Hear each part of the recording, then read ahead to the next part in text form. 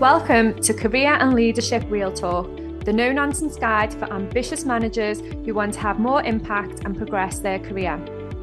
I'm Pamela Langan, a job search coach and expert CV writer specialising in helping frustrated professionals land the jobs and pay rises they know they deserve. And I'm Jackie Jagger, a leadership and mindset coach specialising in helping newly promoted and new to role leaders to avoid the dickhead trap and lead with confidence.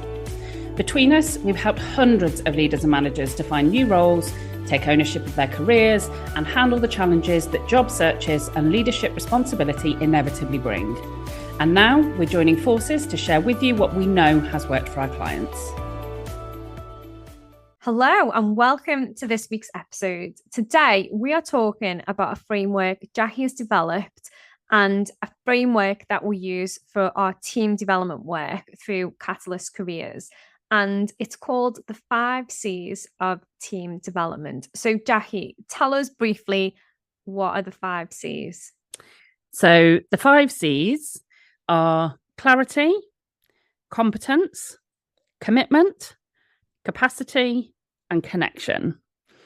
And these are all kind of elements that as a leader, you can seek to grow and develop in order to improve the performance of your team. So you can understand where are the opportunities for each of those 5 C's, and you can also consider how can you create the opportunity for changes where you need or want to make changes in team performance. Amazing. So those 5 C's pretty much cover off the whole spectrum, don't they, of team development? There was a 6th that was vying for attention, which was communication.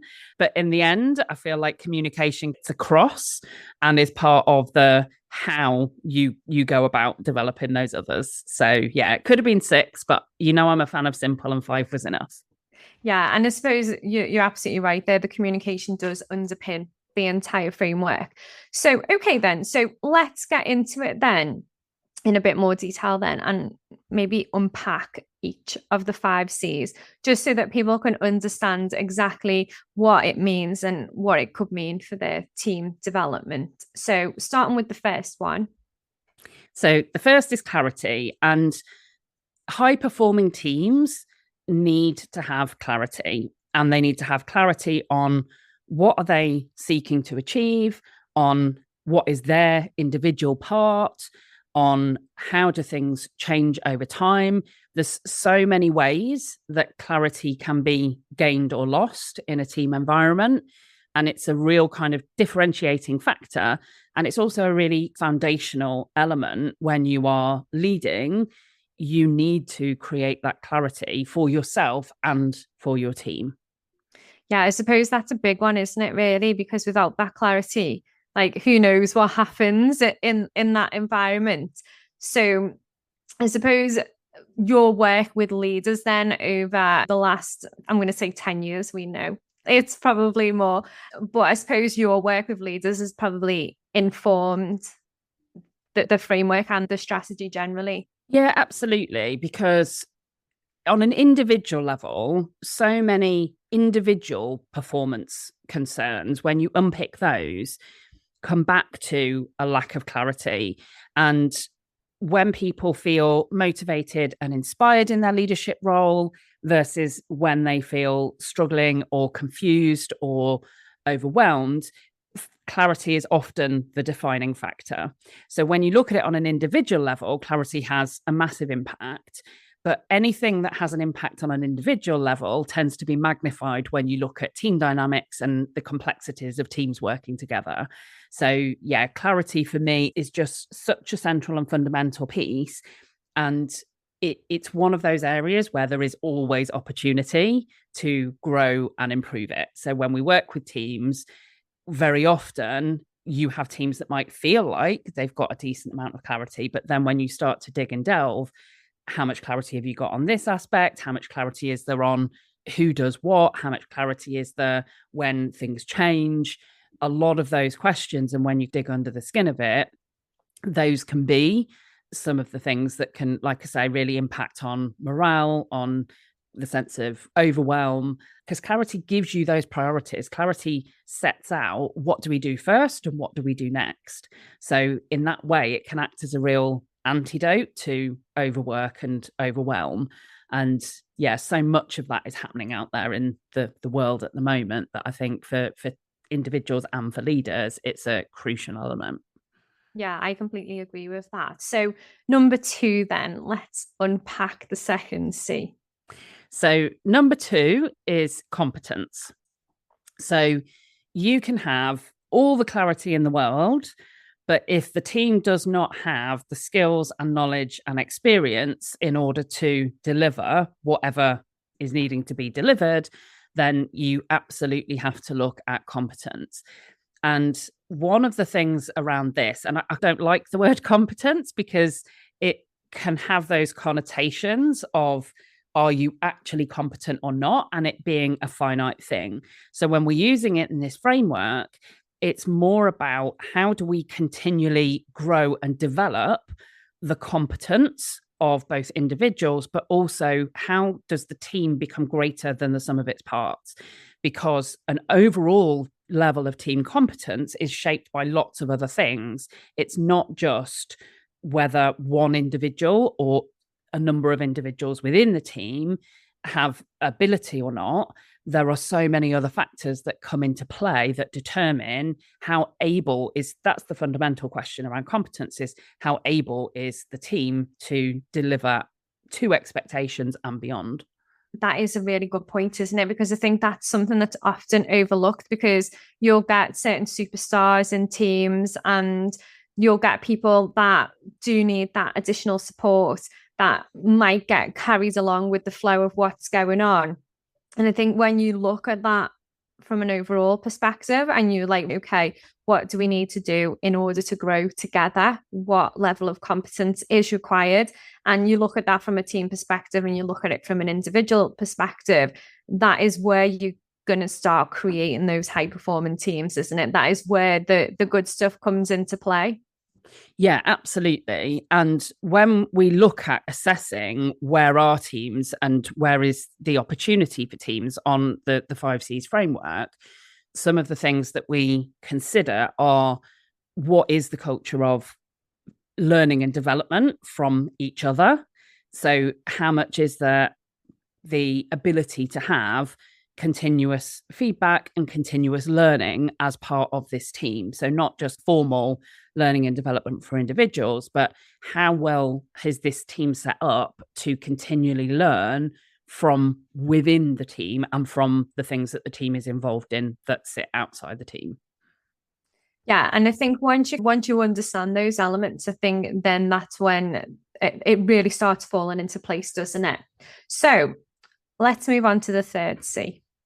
So the third one is commitment. And in old money, competence is skill and commitment is will. So this commitment element is so crucial because you can have all the clarity and all of the ability and skill, but do team members actually care about the goals of the team, about how this team is perceived, both internally and externally? Do they take that sense of collective ownership and pull together when there are challenges? Are people supportive of team goals and of each other within the team? And do they put the team goals ahead of their own individual goals? So not just commitment in terms of motivation and desire, but also that willingness to really batten down the hatches and lean into the team environment.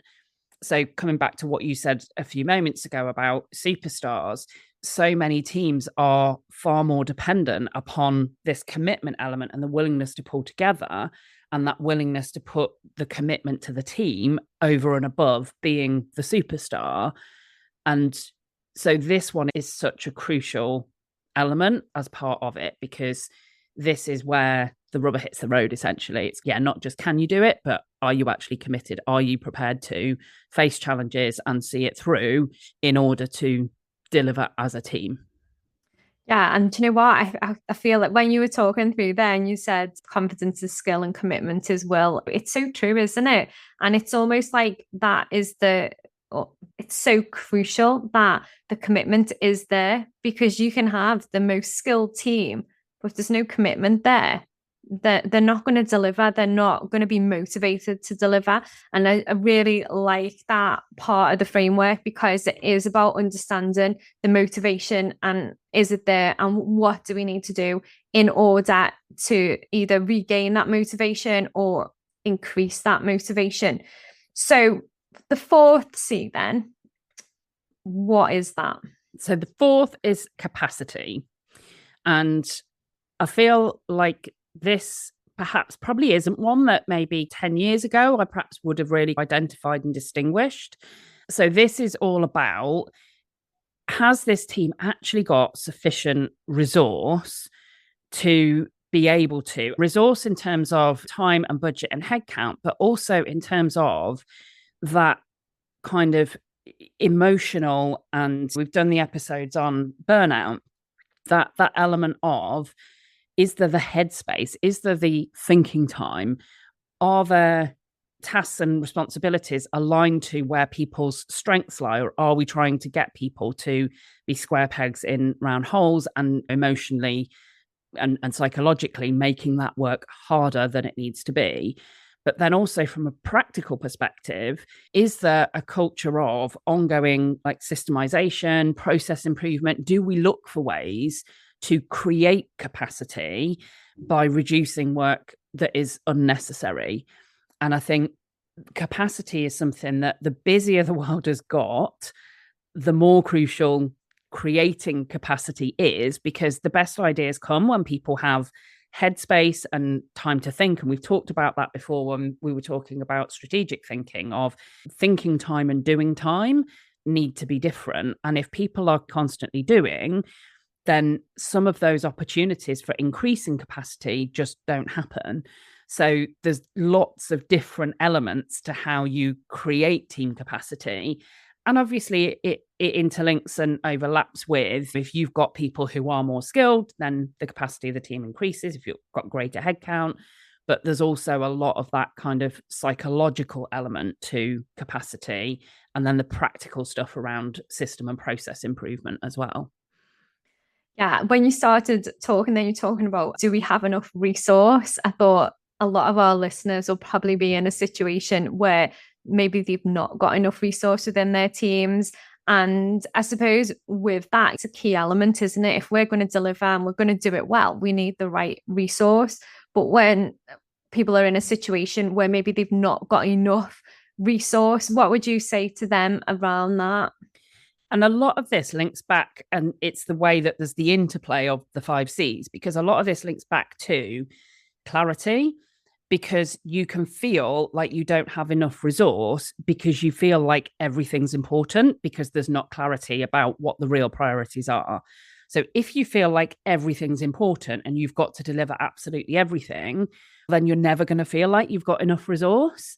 Whereas if you've got real clarity about what is the contribution that this team needs to make to the overall business strategic goals, if there's clarity on that, then you can prioritize, and then you can allocate resource where it is going to have the biggest bang for the buck.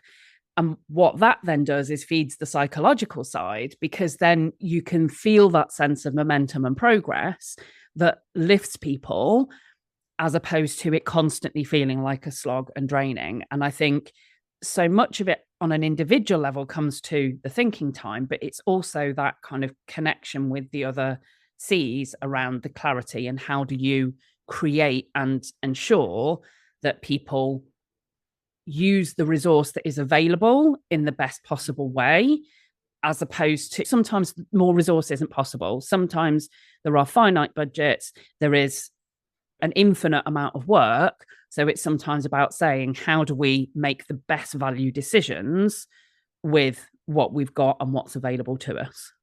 Yeah, I love that. And I just wanted to ask you that, because if you are listening and your first thought went to, we haven't got enough resource. I know when I was in senior leadership roles, we never had enough resource in the team. ever. We were constantly reprioritizing and juggling things around. So that is brilliant. Okay, so the final C. So the final C is about connection. And I think this can be an interesting and controversial one. What I mean by connection is the sense of, do individuals in the team care about each other as individuals? Are people able to, we've talked about psychological safety before, be themselves? And do they feel connected to the team purpose, what the team's trying to achieve? So this links quite closely into that commitment piece, because without connection, it's very hard to increase commitment. And if people are able to be themselves and the psychological safety within a team, then that facilitates more of that sense of commitment. There's the kind of support that can come from that.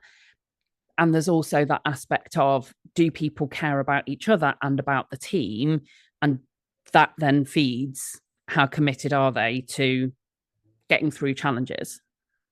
Yeah, and I suppose that just like sums it up, doesn't it? Because if they don't care about each other and they don't like necessarily then care about the team, that's where you're going to run into issues. So I suppose that's where the team building element is super important, aren't they? So that you can create that connection between people and then create that connection overall. And we've got then communication that underpins all of it, which I think then just really finishes that off and gives you that full framework that you can then start to implement within your team, and you can really use that to drive your team forward. So in terms of the 5 C's and how people can access that and how they can start to use it with their team, if people are listening and they're thinking that probably sounds like something that could be really useful within my team, what can they do? So we've got an assessment that we use with teams, and we'll put the link that people can access that and use that. And that is where I would suggest that people start. And I would suggest that you start with that for yourself as a leader, to prompt your own reflection on, with real brutal honesty, where are the things that are working and where are the things that might be opportunity for improvement? Because there's no point going through it and just making assumptions. It can also help to trigger, I'm not really sure whether everybody would answer this the same. I might feel this way about it, but how do people in my team feel and how might they answer it? And there's 2 ways then you can almost scale and use, is you can either get everybody in the team to use the same scoring and to either anonymously or publicly, depending upon where you're at in team development stage, to share and discuss that. But also you can talk about some of those things one-to-one with individual members of your team and kind of start to get a bit of a sense check of, okay, do other people feel the way that I do? Would they rate it the same way that I do? And how do I get under the skin of that? Yeah, I think you definitely need those perspectives, don't you? Because sometimes you can just get so stuck in your own, it's almost like tunnel vision, isn't it? Just really focused that everyone is thinking the same as you, feeling the same as you. And when you start exploring that, and that actually people have got different views and perspectives, and what you can draw from that, I always find is really interesting. And I suppose as well with this framework, it is so good taking teams through this and seeing the development that comes out the other side of it. But what actually inspired you to create the framework?